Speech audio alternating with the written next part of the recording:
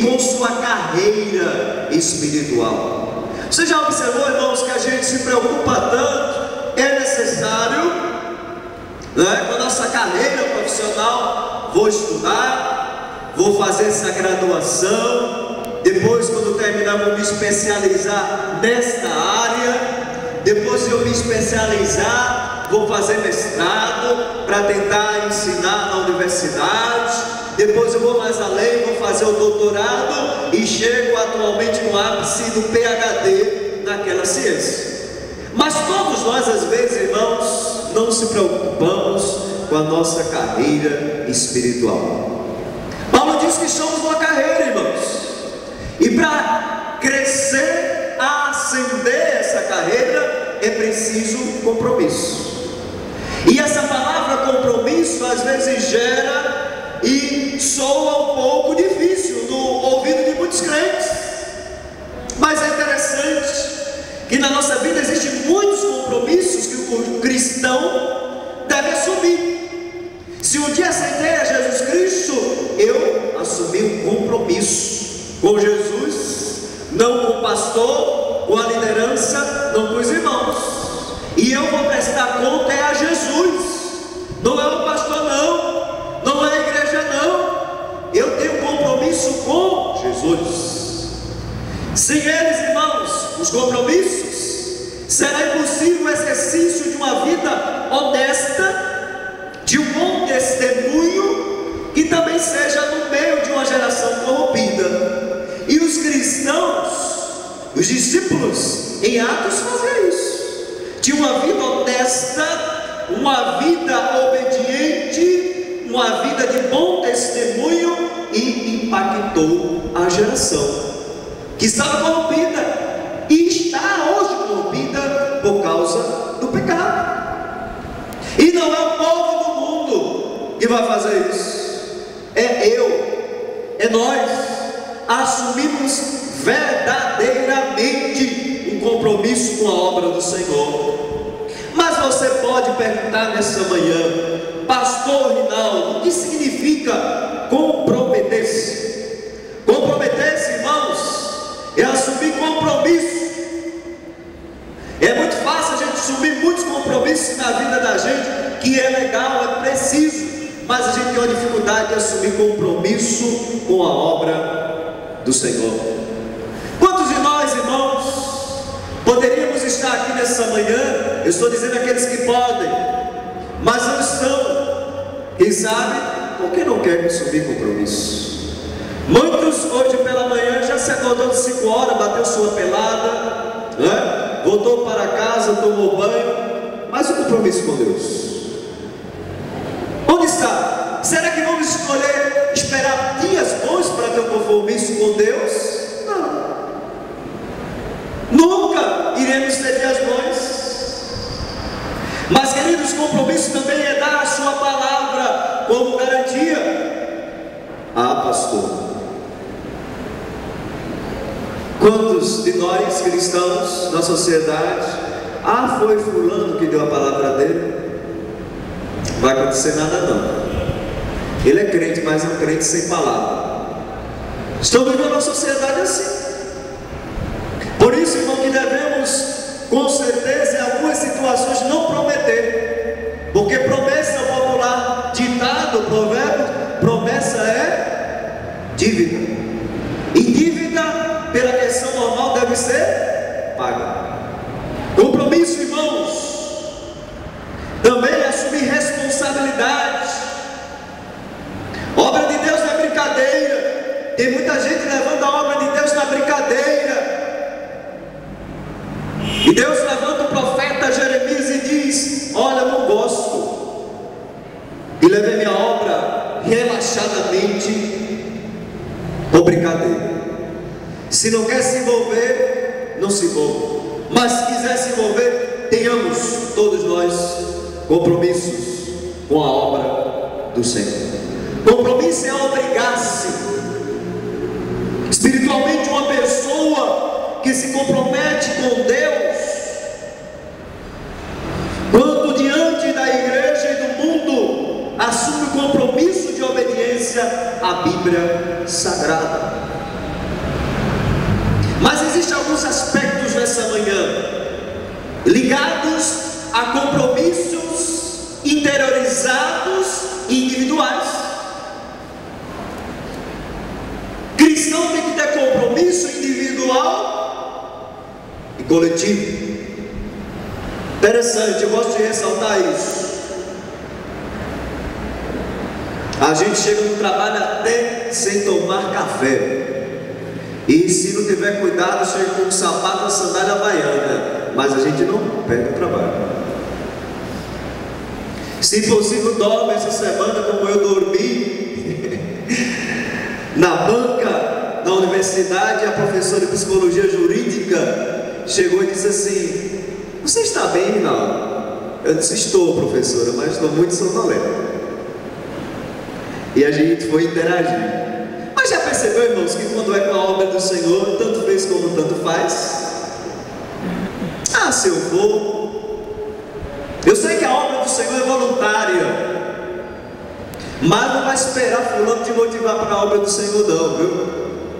Tem que começar por você. Tem que começar por mim. Essa mensagem é para mim também, para nós.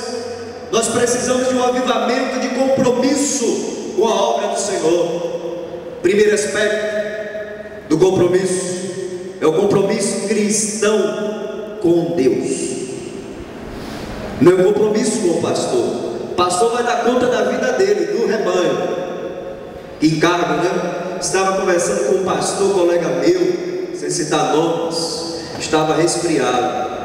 Roda o boletim no mesmo local. Ele disse: pastor Rinaldo, eu disse: meu querido, é a missão pastoral. E hoje à noite eu vou para uma atividade da igreja, eu vou virar à noite. Eu disse: que a graça e a misericórdia esteja contigo, pastor.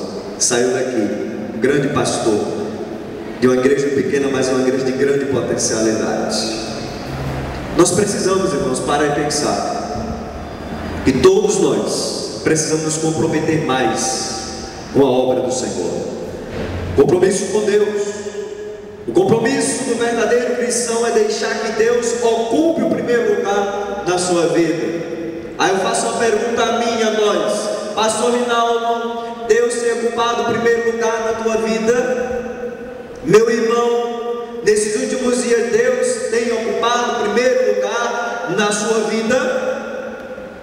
Mateus 22, 37 e 38, respondeu Jesus: amarás o Senhor teu Deus de todo o teu coração, de toda a tua alma, de todo o teu entendimento, e este é o grande e primeiro mandamento. Compromisso.